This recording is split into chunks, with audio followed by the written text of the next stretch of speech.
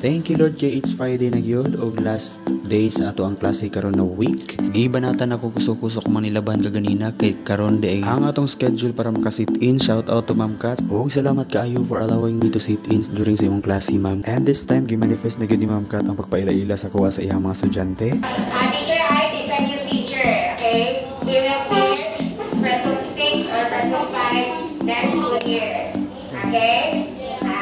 So, either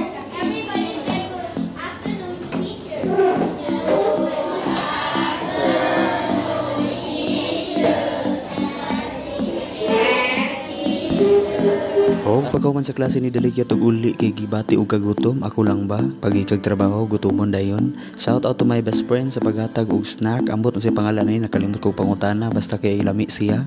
Kung sa Pilipinas pa nga pagkaon mura siya og palitaw nga kakanin nga naimani sa tunga. Dili jud ka magutman diri sa Thailand kay majority sila ang school na sila pa free lunch and pa free snacks. Maning kamo taga bintras aduna pay mga libre nga mga nagkalain-lain nga mga lamian nga mga pagkaon. Og ang ikaduha nga putahe mo kini ginatawag nga pad thai. Shout out to my best friend again sa ayuda. Sana always. Pad thai is extremely popular in Thailand and is considered the country's national dish, meaning it is widely eaten and loved by Thai people across the nation. You can find it readily at street food stalls and restaurants throughout the country. Og mao ra to nga itabo karon nga adlaw og dahang salamat sa paglantaw. Kap kun kap.